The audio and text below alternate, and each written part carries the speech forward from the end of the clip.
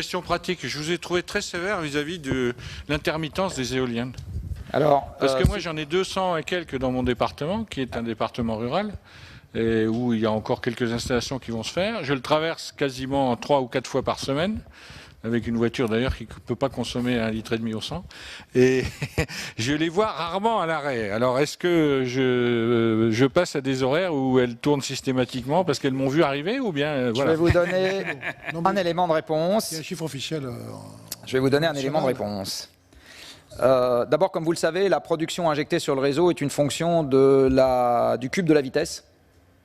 Donc, entre une vitesse de rotation donnée et 2 fois la vitesse de rotation donnée, la puissance injectée sur le réseau varie d'un facteur 8.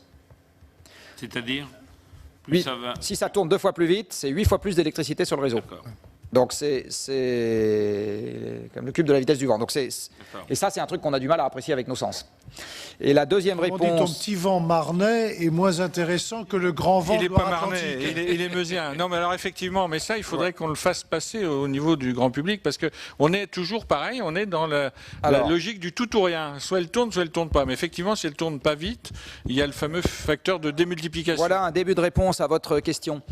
Il y a des physiciens qui étaient grattés par cette question, qui ont, au terme d'un long travail de fourmi, parce qu'il n'y a pas de centralisation de ce genre d'infos, été récupérer les puissances injectées sur le réseau auprès de RTE qui le fournit pour la France, de l'exploitant allemand, enfin du réseau allemand qui fournit pour l'Allemagne, en plus en plusieurs morceaux, de l'exploitant espagnol qui fournit ça pour l'Espagne, jour par jour. Donc il faut faire un travail extrêmement passionnant de recopie des trucs dans un fichier Excel.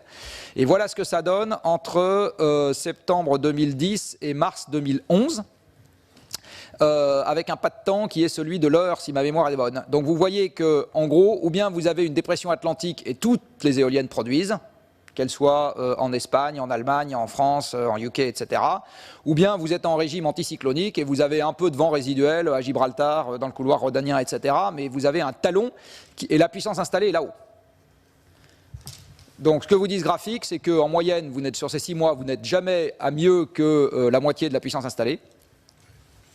Que la puissance garantie est une petite fraction de la puissance installée, de l'ordre de quelques pourcents, et vous voyez ici clairement l'intermittence induite que vous devez contrebalancer par soit des barrages, soit des centrales à gaz.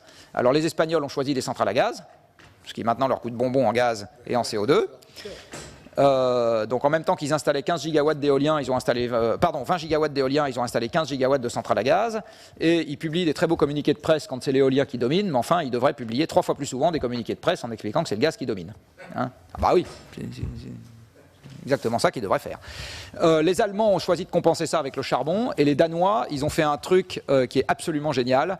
Comme en gros le pays est trop petit compte tenu de la quantité d'éoliennes qu'il a, pour absorber sa propre électricité d'origine éolienne, quand le vent souffle, il exporte. Vers qui est-ce qu'il exporte? Vers les pays avec lesquels il est interconnecté. L'Allemagne d'une part et la Norvège de l'autre. Quand la Norvège reçoit de l'électricité danoise, que le Danois ne peut pas... Il doit s'en débarrasser, c'est pour l'équilibre du réseau électrique, il doit absolument s'en débarrasser. Que fait le Danemark à ce moment? Il est prêt à la vendre à n'importe quel prix. Quel est le prix auquel la Norvège va accepter l'électricité danoise? Le coût de production marginal d'un barrage. Vous savez, le coût de production marginal d'un barrage, c'est les 3 minutes d'ouvrier qui sont nécessaires à ouvrir et fermer le robinet, c'est 0.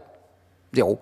Donc les Danois ont subventionné, avec leur argent à eux, une industrie qui va vendre à l'exportation à un coût marginal nul, et quand eux, ils ont besoin d'électricité parce qu'il n'y a pas de vent, ils importent en provenance du producteur norvégien qui, pas fou, là pour le coup, leur fait payer le prix fort puisque c'est de l'électricité de pointe.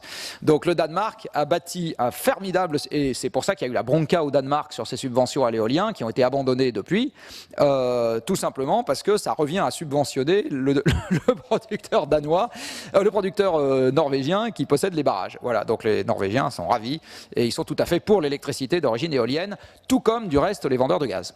Si vous faites venir ici un vendeur de gaz, il va vous expliquer que l'éolien, il trouve ça absolument génial. Moi, à Copenhague, j'étais allé au meeting de l'International Gas Union, où tous en chœur, j'étais le seul Français dans la salle, je crois, et il n'y avait pas un journaliste dans la salle. Hein. Et tous en chœur, les gaziers disaient « l'éolien, c'est génial, l'éolien, c'est génial, l'éolien », voilà, tous en chœur.